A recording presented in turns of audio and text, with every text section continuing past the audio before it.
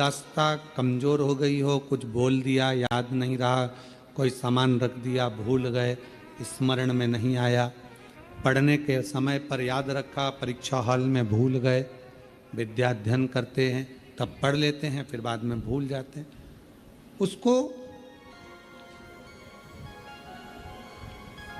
सोमवार के दिन लाल पुष्प, लाल चावल का दाना, बेलपत्र माँ चंद्र घंटा के नाम से देवी के मंदिर में समर्पित करें, या भगवान शंकर का जो शिवलिंग है, तो जो जलाधारी है नीचे का ये शिवलिंग, ये जो जलाधारी है, इस जलाधारी में इस स्थान पर पानी अगर यहाँ बह रहा है तो इस स्थान पर वो लाल पुष्प, वो बेलपत्र, वो लाल चावल का दाना अवश्य समर्पित करना चाहिए। और शिव जी को एक लोटा जल या माँ आद्य शक्ति जगत जननी शीतला माता को चंद्र घंटा के नाम से जल समर्पित करना। उस जल का प्रोक्षण अपने ऊपर करें। भगवान शंकर को अगर जल चढ़ाया है चंद्र घंटा माता के नाम से तो उसका आचमन करें। बच्चे का विवेक बुद्धि प्रबल होगी।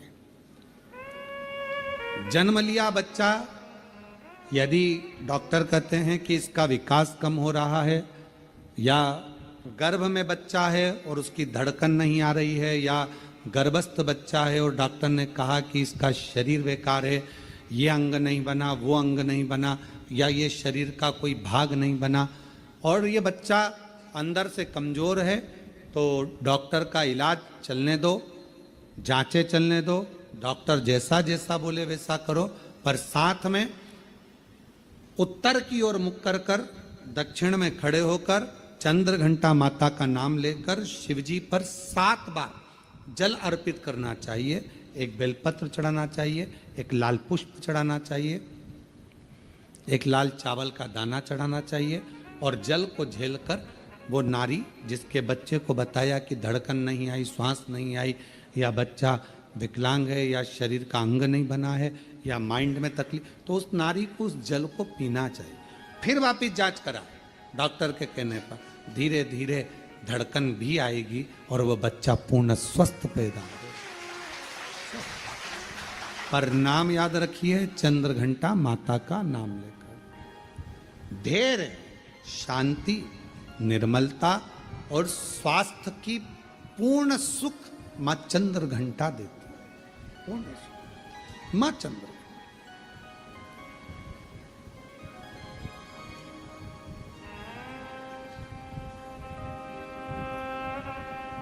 शिव जी कितना विशाल रूप रखकर आए थे, विकराल रूप रखकर आए थे, पर मां स्थिर रही है।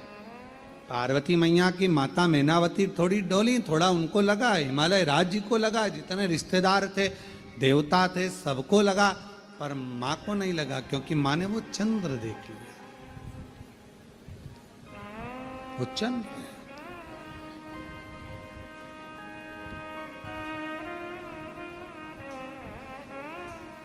महाराज,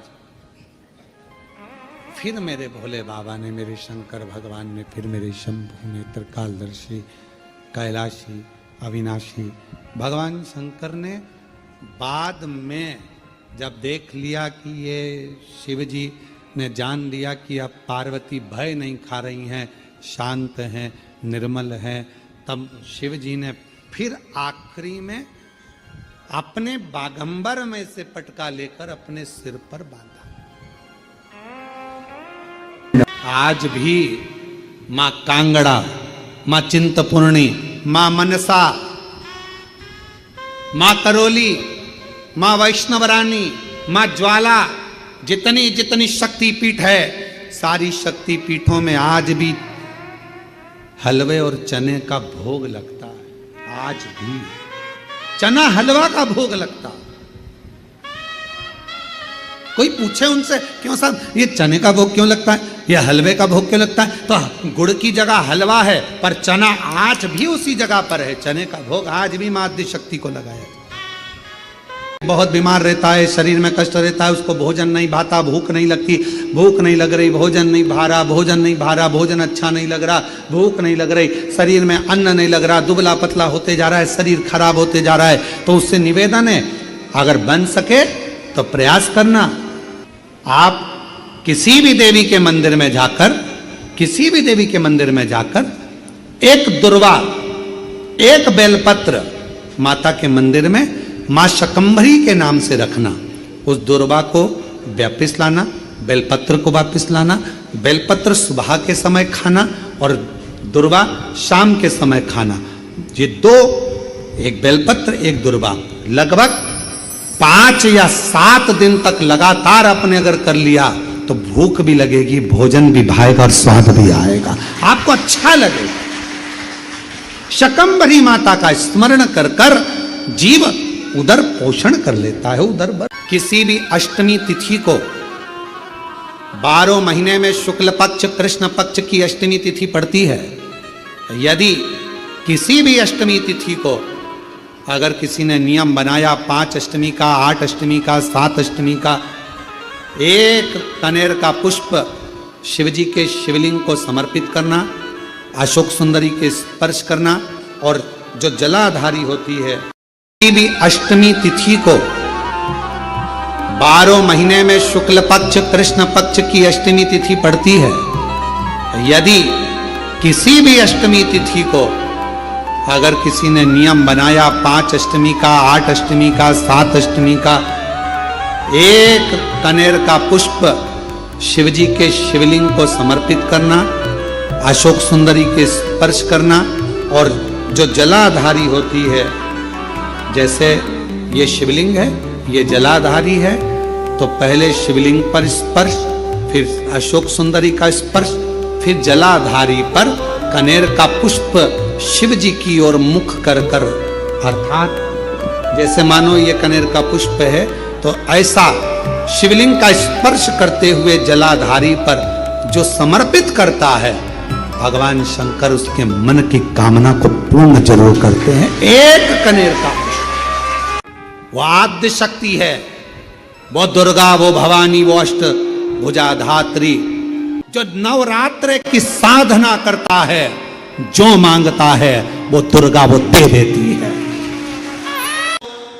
अष्टमी तिथि आए, बहुत समय से लगन देख रहे हो, शादी नहीं हो रही, बहुत समय से परेशान हो गए कि विवाह नहीं हो रहा, हम तो टेंशन में पड़ गए, लड़की 28 साल 30 साल का लड़का हो गया, विवाह नहीं हो रहा, कुछ मत करो। अष्टमी तिथि आए तो अशोक सुंदरी वाली जो जगह है वहां पर हल्दी की 7 बिंदियां लगा दो, लड़का लड़की का हाथ उस बिंदी पर रखवा दो, उसका नाम गोत्र बोलो, उसी हल्दी में उसके हाथ पीला करवा दो, और पीपल के पेड़ पर उस हाथ के 5 छापे पड़वा दो। 3 महीने में विवाह पक्का हो जाता है। 3 बार ताली बजाने वालों के भी धन देता भंडार, एक बार शिखर का दर्शन करने वाले को शिखर पर पहुंचा देता है मेरा भोलेनाथ। इतना दयालु है, इतना कृपालु। अष्टमी पर एक बेलपत्र, 3 शमी पत्र, आप कभी दिल से, कभी मौका मिले हृदय से अशोक सुंदरी वाली जगह का स्पर्श कर कर भगवान शंकर के शिवलिंग पर एक बार समर्पित कर कर देखना, और दूसरे वर्ष इंतजार करना कि तुमने अष्टमी के दिन बाबा को शमी पत्र बेलपत्र दिया था, क्या बाबा ने तेरे घर में धन और वैभव दिया कि नहीं दिया? जो स्थिति में गाड़ी चल रही थी वो स्थिति की गाड़ी तेरी पार हुई कि ना? पूछो कि नवरात्र में कन्या भोज क्यों कराते हो? दुनिया वालों से पूछो कि नवरात्र में बेटियों को क्यों ढूंढने जाते हो? पूछो कि नवरात्र की अष्टमी और नवमी पर कन्या का पूजन क्यों करते हो? क्योंकि दुनिया वालों को ये मालूम पड़ना चाहिए कि देवी भागवत में लिखा है, एक कन्या एक बेटी जब किसी के घर में मुख झूठा करती है, एक बेटी एक कन्या जब किसी के घर में भोजन करती है तो उसके भंडारे कभी खाली नहीं रहते, इसलिए कन्या पूजन किया जाता है। यदि अपने घर में रहकर अपने दुखड़ों को रोते रहोगे तो तुम्हारा दुख समाप्त होने वाला नहीं है। क्यों? भगवान प्रतिदिन अपने घर के बाहर सुख को, लक्ष्मी को, संपदा को, वैभव को, नंदी को रोज भेजते हैं। और हमारे घर में हम अगर पुराने दुखड़ों को रोज रोएंगे तो हमारा सुख हमारे घर में कभी प्रवेश नहीं करता और दुख जिंदगी भर बना ही रहता। अपने दुखड़ों को रोना बंद करो, परमात्मा का भजन करो, अच्छा सोचो, अच्छा विचार करो। मुझे मालूम है मेरा शंकर भगवान अच्छा कर देगा, मेरा शिव जी मेरी झोली भर देगा, मेरा भोले बाबा मेरे पर करुणा करेगा, मेरा शंकर भगवान मुझ पर दया करेगा। अच्छा सोचिए। घर में कोई त्योहार हो, घर में कोई उत्सव हो, घर में कोई फंक्शन हो, पूजन हुआ, उसके तुरंत बाद झाड़ू नहीं लगती ना, घर की पूरी संपदा बाहर निकल जाती। जब कोई कन्या, पुरुष, कोई स्त्री अपने घर में आकर मुख झूठा करता है तो उसके तुरंत बाद झाड़ू नहीं लगाई जाती, वरना घर की पूरी संपदा बाहर निकल जाती। स्कंद पुराण कहती है महाराज कि भगवान नारायण स्वयं इस जड़ के नीचे अपना विश्राम करते हैं। महाराज इस जड़ के नीचे प्रयास करा करो, एक चुटकी हल्दी, कितनी? मात्र एक चुटकी हल्दी आंवले के वृक्ष के नीचे भगवान हरि हर महादेव के नाम से रखकर उस पर पूर्व मुख कर पूर्व की ओर मुख कर जल समर्पित करना प्रारंभ कर दीजिए। आप अगर प्रयास करेंगे अष्टमी की अष्टमी, और हमने पहले भी कथा में कहा है, ध्यान लगाकर सुनिएंगे तो स्मरण में रहेगा, पराया धन और पराई स्त्री एक दिन व्यक्ति को बर्बाद कर देगा। पराया धन और पराई स्त्री एक दिन बर्बादी के सिरे पर ले जाकर छोड़ दे। थोड़ा स्मरण में रखे, आपको स्मरण में रहिए। करोड़ों का किसी का धन पड़ा हो ना, किसी का वैभव पड़ा हो, करोड़ों की दौलत पड़ी हो ना, वो किसी काम की नहीं है। अगर आपकी है तो आप स्वीकार करिए। और हमने मात्र एक बेलपत्र और एक दुर्वा जानते हो ना, दूब बोलते हो कि दुर्वा बोलते हो? हाँ, दुर्वा बोलते ना, हरा कलर की, एक दुर्वा और एक बेलपत्र। प्रयास करना जिंदगी में एक बार, जिन बेटा बेटी का मंगल विवाह नहीं हुआ हो और जिसको लगता है कि भगवान शादी हो तो ऐसी जगह हो जहां हमारा आदर हो, सम्मान हो, सत्कार हो, जहां लोग हमारा आदर करें, सम्मान करें, सत्कार करें, ऐसी जगह विवाह हो जहां आदर सम्मान मिले। एक दुर्वा, एक बेलपत्र। अष्टमी के दिन नंदीश्वर का स्पर्श कराकर, नंदी का स्पर्श कराकर, जलाधारी का स्पर्श कराकर शिवलिंग के ऊपर समर्पित कर देता है, उसको जो वर प्राप्त होता है और घर प्राप्त होता है वह अच्छा ही प्राप्त होता है। अदालत तक नहीं जाना पड़ता, तलाक तक बात नहीं पहुंचती और उसके घर में सुख और समृद्धि रहती। क्या क्या चढ़ाना है? जम के बोलो जरा। एक दुर्वा और एक बेलपत्र। जब किसी व्यक्ति के घर में एक बेटी का जन्म होता और बेटी की किलकारी, बेटी के पांव की खनक, बेटी के किलकारी पांव की खनक,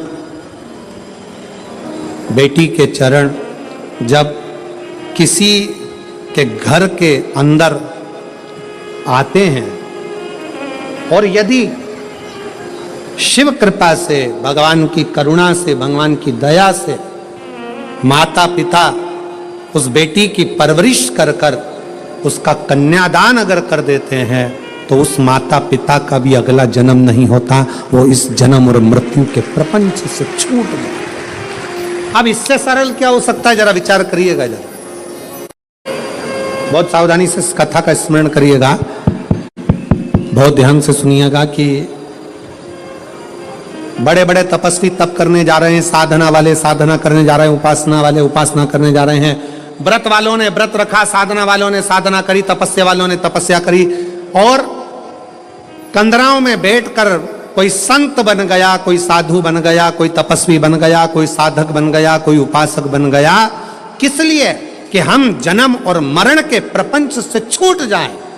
पर शंकर भगवान ने माता पार्वती की साक्षी में कात्यायन ऋषि से कहा कि जब किसी गृहस्थी के घर में एक बेटी का जन्म होता है और उस बेटी की परवरिश जब माता पिता करते हैं बेटी के किलकारी जिसके घर में गूंजती है और बेटी के चरण जिसके घर में पड़ते हैं, और बेटी का जब कन्यादान होता है तब माता पिता फिर कोई जन्म नहीं लेते, वो माता पिता परमात्मा की शरणागति का सुख भोगते।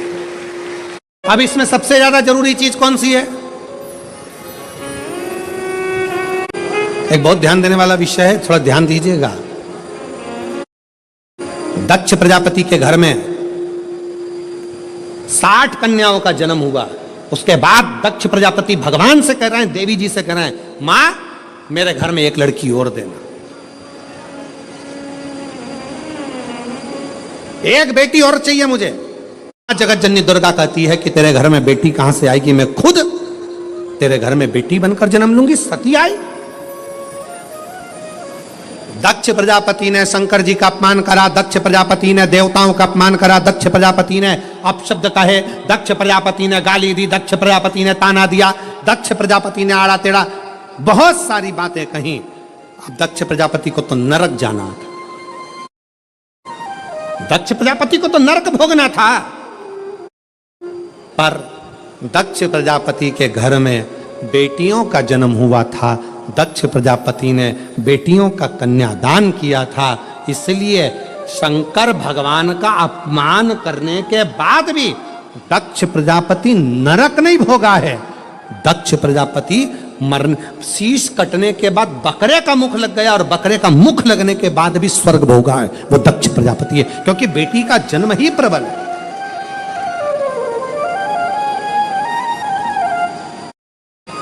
सुखी वो नहीं जिनके घर में धन की पेटी है, सुखी वो नहीं जिनके घर में धन की पेटी है, सुखी वो हैं जिनके घर में मुस्कुराती बहू और बेटी है, जिनके घर की बहुओं के चेहरे पर प्रसन्नता हो, जिनके घर की बेटियों के चेहरे पर मुस्कुराहट हो। समझ लेना कि उस घर में भले धन ना हो, पर वो शंकर की कृपा उसके घर में सदा बनी हुई है, सदा।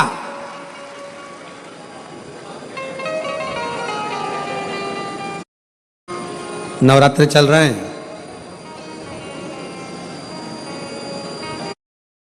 माँ जगत जननी जगदम्बा से प्रार्थना करा करो कि तू मेरे घर में एक बार जरूर आना। माँ प्रत्येक घर के अंदर एक बेटी का जन्म जरूर होना चाहिए। माँ और बाप को दूसरा जन्म नहीं लेना पड़ेगा, वो भगवान शंकर के धाम में खूब आनंद के साथ कैलाश पर बैकुंठ में स्वर्ग के सिंहासन पर बैठेगा। स्वर्ग से जोड़कर हाथ जोड़कर भगवान शिव से अपने पुत्रों के सामने, अपने बच्चों के सामने स्तुति कर शंकर भगवान से कहा, आपने मेरा नाम द्रुमावती रख दिया, आप द्रुमबान बन गए, मैं कुछ देर के लिए वेदव्य के रूप में आ गई। पर शिव जी से पूछा कि फिर आप मुझे वापस कैसे प्राप्त हो गए, मुझे कैसे?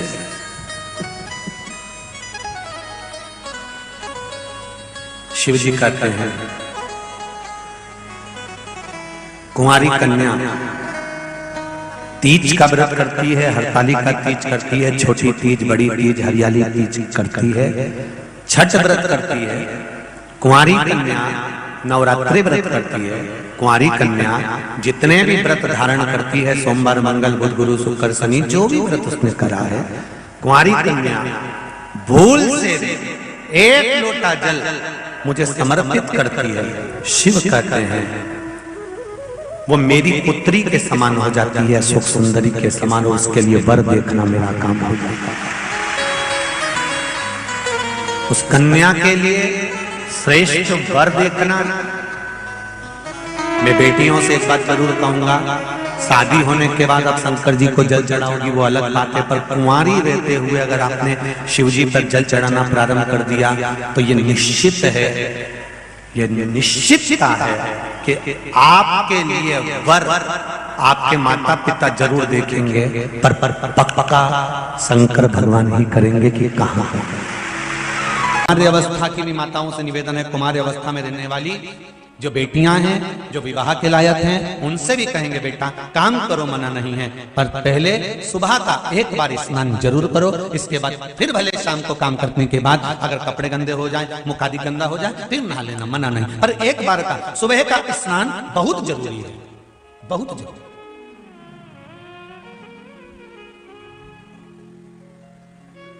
जो बेटियां दोपहर का स्नान मध्याह्न होने के बाद भले कुंवारी हैं, शादी नहीं हुई, अगर करती हैं तो उनको भी जहां वो ब्याह कर जाती हैं वहां पर कुछ ना कुछ मानसिक टेंशन, परिवार का खटर पटर या किसी ना किसी रूप में पति पत्नी का क्लेश या पारिवारिक क्लेश को झेलना पड़ता। और जितनी बेटियां हैं कथा को सुनना और ध्यान लगाकर देखना कि तुमने कुंवारी अवस्था में कहीं दोपहर के बाद स्नान तो नहीं करा, उस ससुराल में टेंशन चल रहा है, तो उसका कारण तुम समझना कि तुम अच्छी हो, तुम्हारे परिवार वालों ने लड़का भी अच्छा देखा, फोन पे बात भी अच्छी करी, उसने आटा डंडा करी बापड़ा ने, 4 बार तो मिलने आ गया, वो घुमा के भी लाया, गुपचुप भी खिलाया, पानी पता सा चाउमीन भी खिलाया, सब खिलाया। फिर ऐसा क्या हो गया शादी के बाद कि 1-1.5 साल तो अच्छे रहे, उसके बाद तो क्लेश क्लेश क्लेश, पहले तो सास भी फोन करती थी, ससुरा भी बोलता था, सब प्रेम से बोलते थे, देवरानी जेठानी सब इतने अच्छे से बोलते थे। अब क्या हुआ? उसका कारण बेटियां एकांत में बैठकर सोचना कि कहीं तुमने कुंवारी अवस्था में या अपने ससुराल में कहीं पर भी मध्याह्न के बाद तो स्नान नहीं करा, उसको निकाल कर देखना, फिर सोचना हो। और जिनका सौभाग्य में अगर दिक्कत आई है, कहीं सौभाग्यता में अगर दिक्कत आई, तो वो माताएं भी विचार करें एक बार बैठकर कि कहीं हमने फैलारा फैला लिया दीपावली का, कहीं होली का, कहीं इसका, कहीं उसका, कहीं हमने पापड़ लेके बैठ गए, मैं तो जब ही नहाऊंगी जब पूरा हो जाएगा, 4 बजे तक नहीं मैं बैठी चरली पर नहीं, और शाम लाके रोटी भी दे दी, वहीं खा ली, हाथ पर झोंके फिर पापड़ बेलने बैठी गई और बजा दी 3-4 के बाद के अब तो नहाऊंगी और फिर नहाने गई। तो विचार करना कि सौभाग्य पर दिक्कत क्यों आई, कारण क्या बना है, बेटियों को तकलीफ क्यों आई, उसका कारण हमें ढूंढना है, कोई दूसरा नहीं ढूंढेगा। आप आए नहीं और सुबह हो गई, मेरी पूजा की थाली धरी की धरी रह गई। कारण क्या था कि तुम क्यों नहीं आए, क्या कारण था ऐसा जो तुम नहीं पहुंचे? हमें उस कारण को ढूंढना कि हम अच्छे हैं, हमारा व्यापार अच्छा है, हमारे घर के लोग अच्छे हैं, सब कुछ अच्छा चल रहा था, सब अच्छे से चल रहा था, फिर दुख क्यों आया, उसका कारण हमें अपने आप में ढूंढना, कोई दूसरा नहीं ढूंढेगा। और तुम सियोर वाले महाराज जैसे ना जाने कितने महाराजों के पास में घूमोगे और सबके पास जाकर पूछोगे कि महाराज बताओ, महाराज बताओ, महाराज बताओ, सब बता देंगे कि तेरे घर में वो नारियल लटका, तेरे घर में वो धागा लटका, कोई कहेगा कि तेरे को हवा लग गई, कोई कहेगा कि तेरी हवाई छूट गई। तो ये सब चीजें कहीं मालूम पड़े कि कोई चीज हो रही है, कोई ये चीज हो रही है, कोई वो चीज हो रही है, तो दुनिया के लोग कहेंगे उसने जादू कर दिया, उसने टोना कर दिया, उसने ये कर दिया, उसको ये हवा लगे, उसकी हवा छूट जावे, उसकी ये हो जावे, उसकी वो हो जावे, तो कहीं बंधन छूट रहा है, कहीं बंधन लग रहा है। तो ये सब चीजें दुनिया के लोग तुमको कह सकते हैं, पर हम पितृ दोष देख रहे हैं, वास्तु दोष देख रहे हैं, हमने ग्रह दोष देखा, पर पत्रिका में दोष देखा, पर हमने अपना दोष देखा क्या कि हमने क्या करा है? हम सारे दोष देख रहे हैं और सारी नदी में नाव का, शरीर में पाव का, और पूजन और कथा में भाव का बड़ा महत्व होता है। जो इसको समझ गया उसकी जिंदगी सार्थक हो गई। नदी में जो नाव है वो भी मंजिल तक पहुंचाने वाली है, शरीर में जो पांव हैं ये भी मंजिल तक पहुंचाने वाले हैं, और हृदय में जो कथा के प्रति या भगवान के प्रति, पूजन के प्रति जो भाव है ये भी मंजिल तक पहुंचाने वाले हैं। इन तीनों का काम एक जैसा है। नाव भी आपको मंजिल तक लेकर जा रही है। वो नाव हमको सिखाती है, एक लोहे का टुकड़ा पानी में पटकोगे वो डूब जाएगा, एक लोहे की कील पानी में पटकोगे वो डूब जाएगी, पर वो लोहे की कील जब लकड़ी में ठोक दी जाती है, वो लोहे की कील जब लकड़ी में ठोकी जाती है और लकड़ी में ठोकने के बाद वो लोहे की कील भी नाव बनकर उस लकड़ी के साथ मंजिल तक पहुंच जाती है। यह हमारा शास्त्र कहता है, लोहे की कील को वैसे ही पानी में छोड़ोगे तो डूबेगी, लोहे के कीले को पानी में छोड़ोगे तो वो डूब जाएगा, पर वो लोहे का कीला अगर लकड़ी में ठोक दिया जाए तो वो बहता बहता मंजिल तक पार उतर जाएगा। उसी तरह हम भी एक लोहे की कील की तरह हैं। अगर शिव महापुराण की इस लकड़ी में, शिव महापुराण की चंदन की संविधा में अगर हम अच्छे से ठुक गए, अपने मन को अच्छे से लगा लिया, तो समझ लेना कि हम भी मंजिल तक पहुंच गए, पार उतर गए।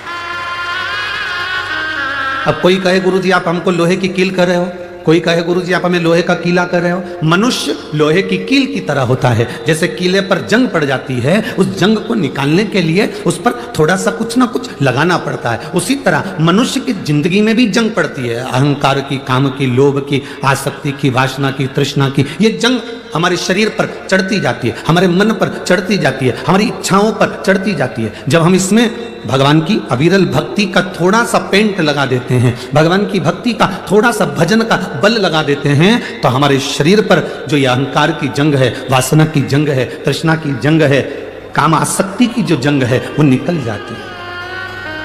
नदी में नाव का, शरीर में जम के बोलो पांव का। ये अगर शरीर में पांव नहीं हो ना, तो फिर मंजिल तक पहुंचना बड़ा कठिन, बहुत कठिन। नदी में नाव मंजिल तक पहुंचा रही है, शरीर में पांव मंजिल तक पहुंचा रहे हैं। और हमारे कथा में जो हम आए हैं, इतनी इतनी दूर दूर से आप लोग यहाँ पहुंचे हैं, बड़ी दूर से चलकर आराम से गाड़ी से पैसा लगाकर 100 रुपये, 200 रुपये, 50 रुपये ऑटो वाले को देकर, गाड़ी में डीजल वीजल डलवा कर तुम यहाँ पहुँचे हो, तो इसमें तुम्हारा जरूर भाव होगा। और फिर कहते हैं नदी में नाव पार लगाने वाली होती है, शरीर में पांव मंजिल तक पहुँचाने वाला होता है। और तुम्हारे हृदय में जो भाव है तुम्हें परमात्मा से जरूर मिलाएगा और तुम्हारा कार्य सफल करेगा, ये निश्चित है। तुम्हारा भाव नहीं होता तो तुम यहाँ पहुँचते होते हैं। एक होता है वफादार, दूसरा होता है मददगार, और तीसरे नंबर पर होता है दोगला, चापलूस। 3 है, ध्यान देना और बहुत सावधानी से सुनना। जो मददगार होगा ना, जो वफादार होगा ना, आज के लोगों को वफादार और मददगार अच्छे नहीं लगते। आज के लोगों को चापलूस और दोगले बहुत अच्छे लगते हैं, जो एक ना एक दिन तुम्हारे साथ दोगलाई कर अच्छे नहीं लगते। कोई मददगार है ना, अच्छा नहीं लगेगा, बहुत ऐसा लगेगा, ऐसा वो मदद कर रहा है, पर आपको ऐसा लगेगा बताओ जरूर कोई बात है, ये मेरी मदद कर रहा है, मतलब कुछ ना कुछ इसको मतलब होगा मुझसे, इसलिए मेरी मदद कर रहा है। अरे भाई, तुम आए थे कुबेरेश्वर धाम, तुम कुबेरे बाबा के दरवाजे पर आए थे, तो उसको लगा तुम्हारे बैग में वजन ज्यादा है, इसलिए बेचारे ने कहा लाओ मां मैं वजन उठा लेता हूं। पर तुम्हें लगा लेकर भग गया तो, कहीं का चोटा हुआ तो। मददगार, वफादार आपको ठीक नहीं लग रहा है, और फिर कोई बंठन के बेहतरीन डेंटिंग पेंटिंग करके और बहुत आराम से तुम्हारे पास में आया और तुम्हारे साथ में खाया पिया, मौज करा, एंजॉय करा, और फिर बाद में वो तुम्हारे साथ में दोगलाई कर कर, चापलूसी कर कर, और वो तुमको चूना लगा कर चले गया। सब दूर कहती फिर रही हमने इतना विश्वास किया था, हमको क्या मालूम था ऐसा, हमने इतना। यहाँ कौन आज के जमाने में जो दूसरे की मदद करता है, दुनिया के लोगों को अच्छा नहीं लगता, उसमें लोग चालू हो जाते हैं। हो सकता है लालच होगा इसलिए कर रहा होगा, किसी को भोजन कराया, भंडारा कराया तो लोगों को बुरा लगेगा, भंडारा इसलिए कर रहा होगा, कहीं से आ गया होगा। अरे भाई कर रहा है, इससे बढ़कर और क्या चाहिए। भगवान से प्रार्थना करो कि तुमको भी ऐसा दे और तुम्हारे पास में ऐसे भंडारे में निकले। कोई मददगार है, मदद कर रहा है, अच्छा नहीं लगेगा। कोई मदद कर रहा है, ठीक नहीं लगेगा। कोई वफादार है, तुम्हारे साथ में अच्छा काम कर रहा है, चलो मैं तुम्हारा टिकट करा देता हूँ, माँ मैं तुम्हारा टिकट करा दूं क्या, तुमको सियोर भेज दूं क्या। इतने में माता जी सोचेगी बताओ मेरे को लगता है टिकट मिकट का पैसा खा जाएगा ही, ऐसा लग रहा। और बेचारा अच्छे के लिए कि बूढ़ी है, बुजुर्ग है, बूढ़ा है, परेशान है, चलो थोड़ी सी मदद कर दे। तो मददगार, वफादार आज के जमाने में, कली काल में लोगों को अच्छे नहीं लगते। आज के जमाने में जो चापलूस हैं, तुम्हारी चापलूसी करें, तुम्हारे पास में दिन रात बैठे रहें, तुम्हारे साथ में खाए पिए और एक दिन तुम्हारे साथ में दोगलाई कर कर चले जाएं, तुम्हें वो अच्छे लगते हैं। आज का जमाना है। पर मेरा शंकर, मेरा ओघड़दानी, मेरा शंभु, मेरा त्रिकालदर्शी, मेरा कैलाशी अविनाशी, मेरा शंकर, भले तुम्हारे एक लोटा जल का फल तुम्हें थोड़ा देर से मिले, पर मेरा शंकर भगवान कभी भी तुम्हारा हाथ मरते दम तक छोड़ता नहीं है, वो देता ही रहेगा। वो शिव। दुख आए ना, कोई तकलीफ आए, कोई कष्ट आए, बहुत बड़ी समस्या में घिर गए हो, बहुत तकलीफ में हो, उल्टे हाथ की हथेली पर बेलपत्र सीधे हाथ से उस पर रखकर शिव का स्मरण करिए, शंकर को याद करिए। श्री शिवाय नमस्तु। फिर सीधे हाथ में बेलपत्र लेकर बाबा को प्रार्थना कर कर शिवलिंग पर समर्पित कर दीजिए। एक लोटा जल को चढ़ाओ, प्रार्थना करो।